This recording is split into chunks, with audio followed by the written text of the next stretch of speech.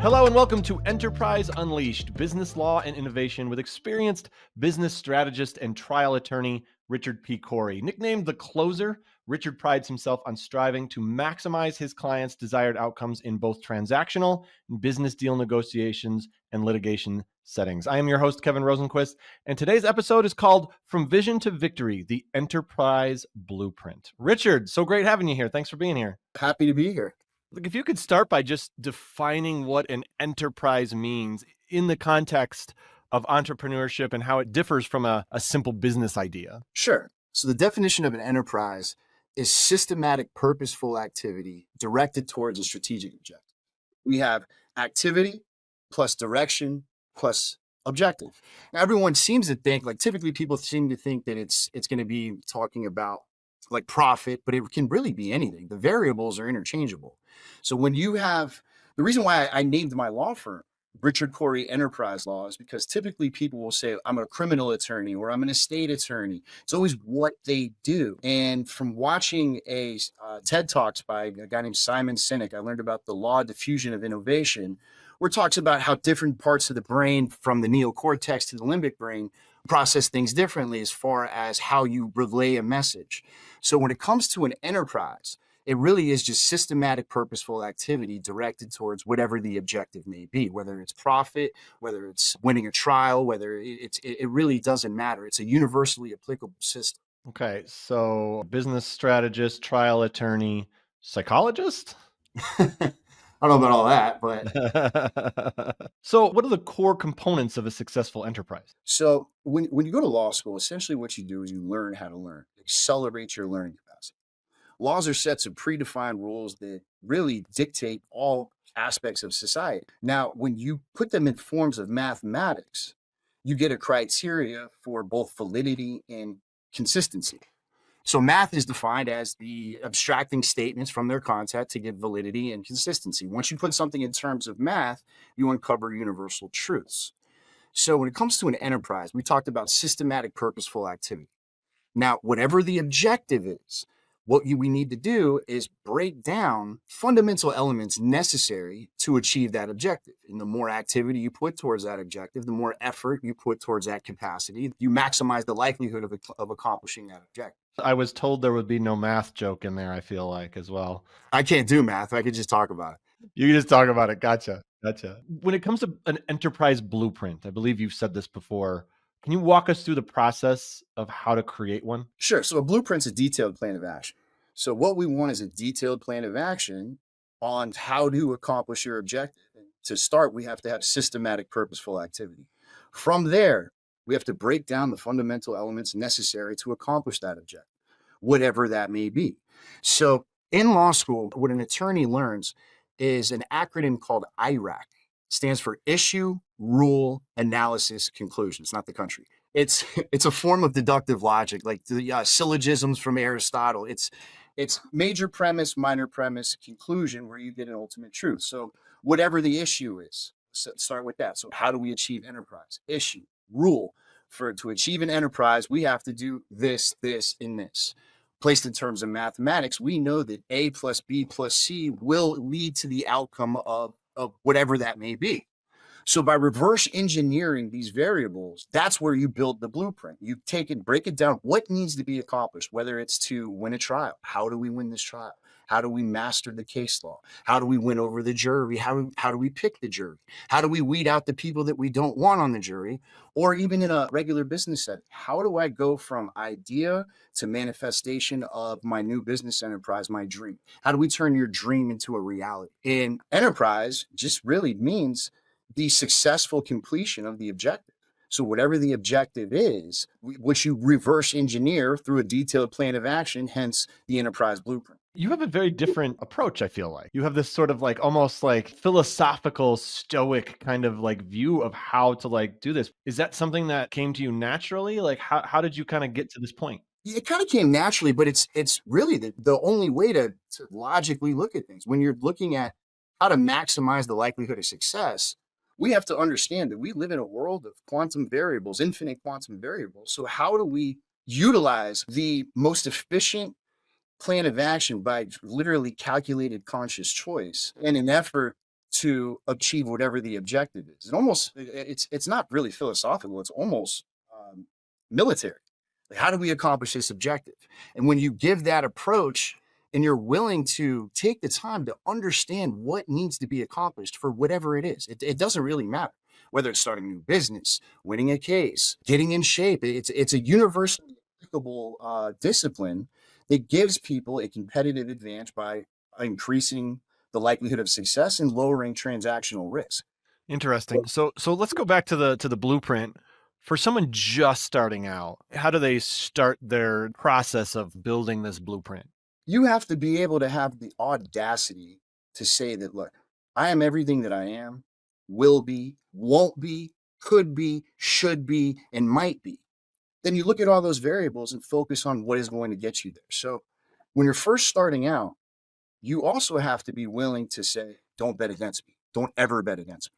Once you have that attitude where you believe in yourself, you have that faith in yourself and in your vision, in your purpose, that will allow you to find, it's funny, like the opportunities will start presenting themselves because you're putting yourself in a position to win. There's no shortcut for the hard work though. And it's interesting because we've all known people who are inherently negative, and when they have those negative ideas, it always seems like, I'm not talking about manifestation, but you can, when you have that positive attitude, like you say, like, I can do this, I don't bet against me.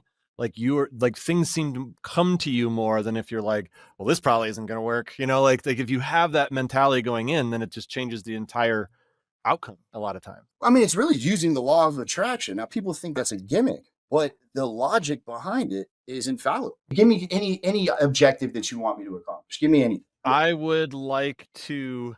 Well, I'm decent with my fitness, but I would like to get in better cardio shape. Okay, so if you start thinking about how difficult it's going to be for you to get up and get in better cardio shape, you start focusing on those negatives.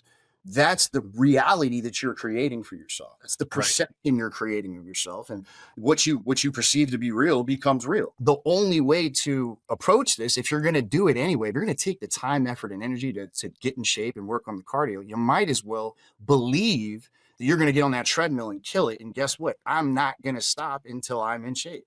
Right. And it's funny you use that analogy. Going back to what somebody needs, what somebody should do when they're first starting out, is really look at that treadmill example. I heard Will Smith say this years ago, and it resonated with me. It doesn't matter who you are or how much better you are than me. If we're on a treadmill, I will die before I quit. I will die before I start running.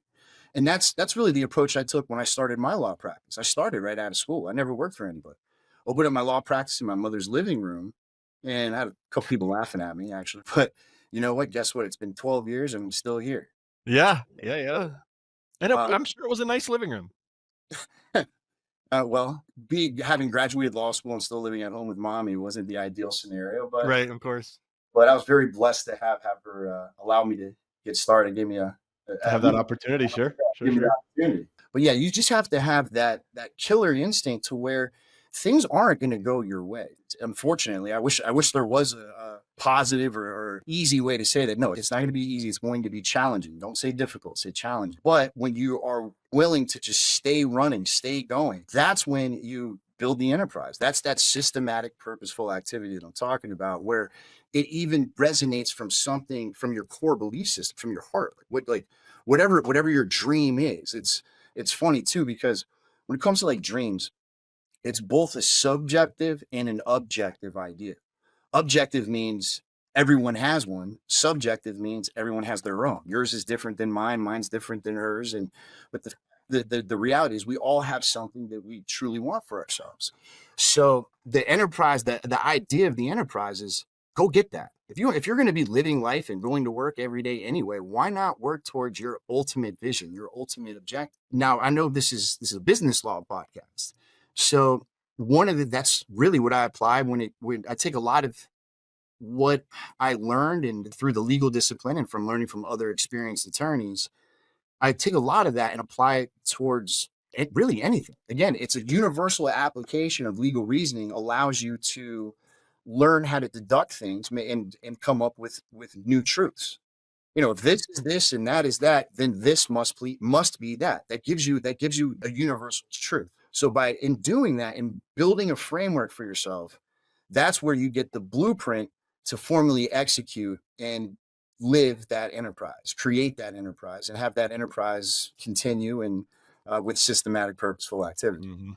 No, I like this. This is interesting. This is really it's a good way to look at things. And like you said, it's a business podcast, but these ideas can be applied to all sorts of different things within your life. One of the best things about my job is I am around a very wide variety of very talented people, very Right. smart people. There's creative genius in people that they don't even realize they're a genius. Like I'll talk to somebody who is, I'm going to use my brother as an example. My brother is a very talented artist, meaning he draws, he paints. I mean, this guy's unbelievable. In fact, if anyone had the work ethic of my brother, they would succeed at anything because this guy is working day in, day out at perfecting his craft. That's a hard thing to be successful at. It's very hard. And I'll tell you what, he's the best. I'll Yeah, that's say that. awesome. That's awesome. I'm so proud of him. I'll talk about him all day. We should have another podcast just for that. We'll do another one. It's very easy to see his brilliance. You could see it on a canvas.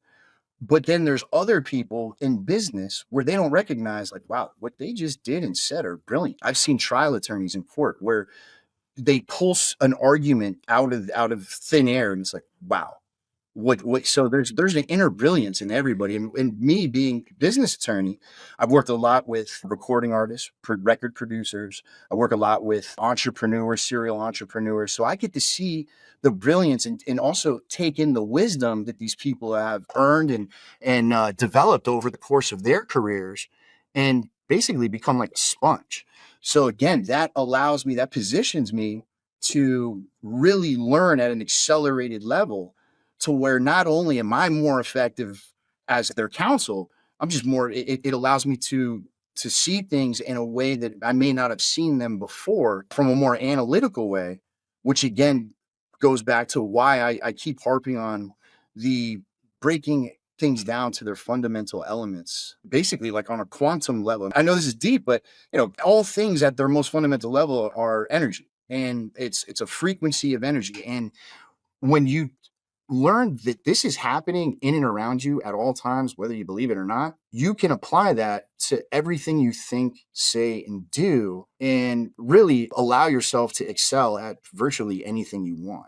I actually, I'd love quantum physics. It's fascinating to me. A lot of it goes right over my head, but the concepts and stuff like that, I love that stuff. It's so interesting, and you're right, because everything does come down to a quantum level, and if you dissect things in that way, it can kind of help. I want to get back to something you said. You don't want to say difficult, but challenging. What are some of those common challenges for new entrepreneurs trying to build their business that you see that you feel like they can overcome if they look at it through a different lens? The person standing in the mirror is going to be your biggest challenge.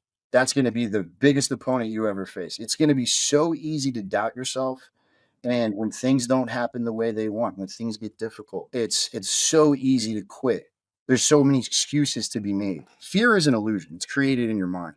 Right. I've done some motivational speaking with kids, and what I'll do is take a piece of tape and just put it on the floor as if it was a tightrope, and I'll have them walk across the tape. It's easy. They could do it with their eyes closed. They're dancing around it. Now, what if we take that same piece of tape, but now it's a board, but the same width, and connect it between two towers? Would you still cross it? Well, what changed? The difficulty of the task of the objective didn't change. Just the illusion. I mean, not the illusion, the possibility of falling to your death. Falling to your death. Yeah. That would Right. be why I wouldn't do it. Yeah. But what didn't change is the difficulty of getting from point A to B. Right. So it really is an illusion. So where I'm getting back to is the direction and the activity you put towards your enterprise, you put towards your business, is really derived from your own actions, your own belief system. So the biggest challenge is going to be getting over any self-doubt when things don't happen the way that you want them to. And trust me, they won't. It's not going to happen on your time. It's not. But when you look in the mirror and just say, it's not what if, it's I am, and you take that, you just believe that, then that's what happens. And you never stop. Like, are you, does that make sense? Or am I?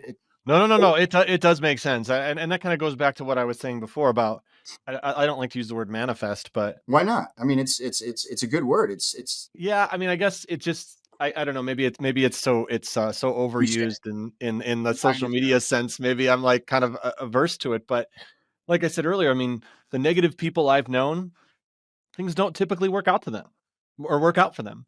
And you're saying well, like you look in that mirror and you know there's going to be challenges, but you address it in a certain way. I think it makes a lot of sense. It's really about that mindset, right?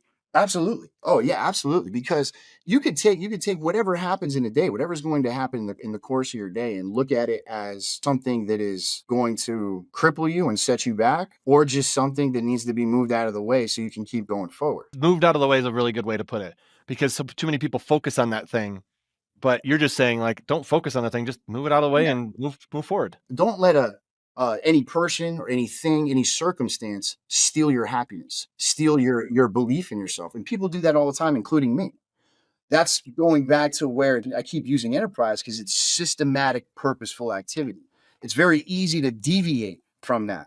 It's easy to make excuses. If I said that I was operating at the optimum level, I'd be lying to you. Right.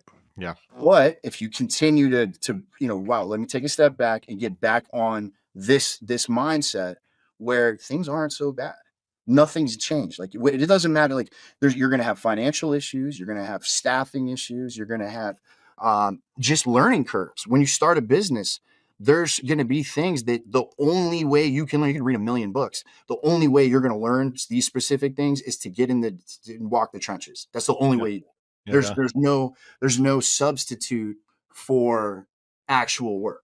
For anyone listening, as we wrap this up, it's the very beginning of becoming an entrepreneur, wanting to become an entrepreneur. Before they come talk to you, what do you recommend they have sort of worked out, or what should they come to you with? A lot of people come and they have an idea, but where I question them is, why haven't you expounded on it? So here's your idea, and they're asking questions that they should know the answer to. So the first thing I'll tell them is, how are you ever going to be the best you can be at whatever this endeavor is if you don't know the answer to these questions? How do you not know that? Mhm. And someone may take offense to it, like, well, yeah, I'm just learning. You're the attorney. You're supposed to tell me. No, BS. That's not how. What I'm trying to get across, what I'm trying to teach them is, take the time to understand your craft. Take the time to understand what it's going to take for you to be successful. Don't Yeah. make excuses in other words, if somebody comes in and they have a vision, but they have a detailed business plan as well, that they took the time to understand the market, to understand the competition, to understand the barriers to entry, to understand what kind of money they're going to need or what kind of capital they're going to need to grow at the rate that they want to grow. These are all things that require, the only way to learn it for your particular business is to dive in and learn it. What I would say is, take the time to really work at whatever the objective is. The first time I had just gotten out of school, and I was picking a jury. It was my first jury trial ever. And I had never even seen voir dire before. So I'm like, oh man, what do we do? Yeah, that's got to be intimidating.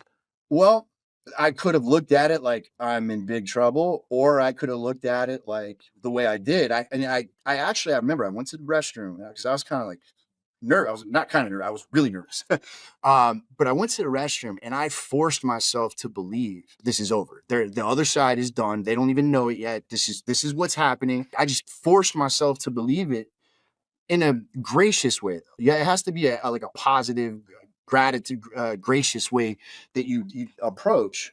But instead of worrying about, oh, what do I do? I went in and I had fun picking the jury. I figured, you know what I don't think anyone's ever done before? Because I was watching this was a criminal case. I was watching the prosecutor lose them, like people. So I Uh, happened to have a hacky sack in my briefcase. So I just started tossing it around to the jury while we were talking, just getting more conversational. The state went nuts. They didn't like that. I was like, yeah, what am I doing wrong? But just that little tidbit right there, I took the jury's attention, and then I was able to keep it. yep. Really, I didn't know what I was doing. It was just a matter of, I chose to, even though I can't control the outcome, I chose to take this direction, because having this mental attitude, having this positive attitude, this gracious attitude, this fearless attitude is if I'm doing this anyway, I might as well do it that way, because that's the Right. only way that this is going to work, and then we're going to win. Sure enough, we won. But That's awesome. Again, perspective. It's all perspective, and you were able to will yourself to the place you needed to be. Well, I'm excited. It's only our first episode. I'm excited to keep unpacking stuff in this show. So thank you for kind of like giving us your an intro to you and who you are, and thanks for tuning into Enterprise Unleashed, Business Law and Innovation with Richard P. Corey. To connect with Richard, visit rcenterpriselaw.com, and please like and subscribe to our channel. We're going to talk about some really exciting things on this show. Richard, great to see you. I'm looking forward Great. to having you I'm back. looking forward to it too. I had fun. Thank you.